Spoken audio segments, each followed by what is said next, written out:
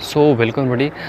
जो लोग कहते हैं कि सिविल इंजीनियरिंग इज़ डेड, आप सिविल इंजीनियरिंग मत लो, तो मैं आपको जो हूँ एक आपको एग्जांपल्स यहाँ पे कुछ वीडियोज़ ये सभी दिखाना चाहूँगा कि सिविल इंजीनियरिंग का कितना इंपॉर्टेंस है, तो आप देख पाओगे।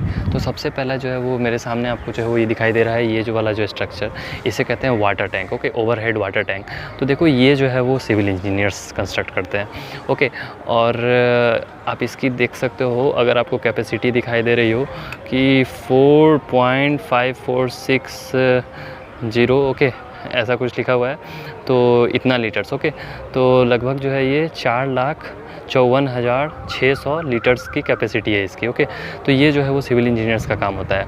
उसके बाद यहाँ पे आपको जो है वो शायद यहाँ दिखाई दे रहा हो, ओके, हाँ, इधर दिखाई देगा आपको कि ये कोलकाता की जो है वो, कोलकाता में मैं हूँ, मैं हावड़ा में हूँ, और ये जो बिल्डिंग आपको दिखाई दे रही है ये कोलकाता की सबसे टॉलेस्ट बिल्डिंग है।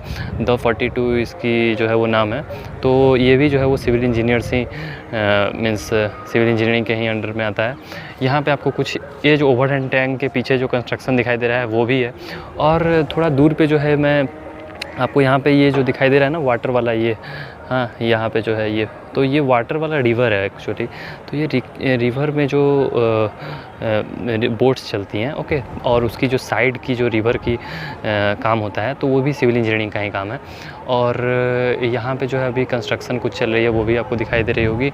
यहाँ पे जो बिल्डिंग दिखाई दे रही है ये सब, ओके, साथ में देखो वहाँ पे भी ओवरहेड टैंक अभी बन रहा है। मीन्स आपको जो है वो ये वाला जो स्ट्रक्चर दिखाई दे रहा है, ये वाला भी, ओके, इधर भी आपको स्ट्रक्चर दिखाई दे रहा है, ये सब। ओके, फिर जो है वो ये देखो, ये जो छत पे जिसमें पे मैं खड़ा हूँ, तो ये जो है होती है, ये वाटर प्रूफिंग के लिए यूज़ करते हैं, ये सब भी। ओके, सो बहुत चीज़ें हैं जो कि सिविल इंजीनियरिंग पे ही डिपेंडेंट है।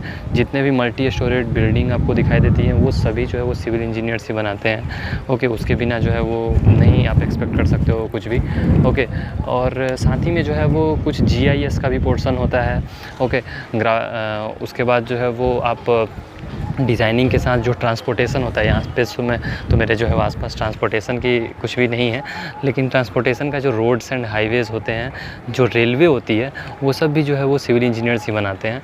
तो वो वाला भी जो है वो पार्ट यहाँ से तो खैर वीडियो में नहीं कुछ आ रहा है, क्योंकि मेरे आसपास में यहाँ जहाँ मैं खड़ा हूँ वहाँ रेलवे नहीं है, लेकिन एटलीस्ट जो वाटर बॉडी है वो मैं दिखा दी आपको। तो वो सभी पार्ट जो है वो आपको सिविल इंजीनियरिंग के ही अंडर में आता है, कि जो जहाँ पे शिप रिपेयर होती है, ओके, जहाँ जितना एरिया में जो है वो कंस्ट्रक्शन होता है वो सब कुछ।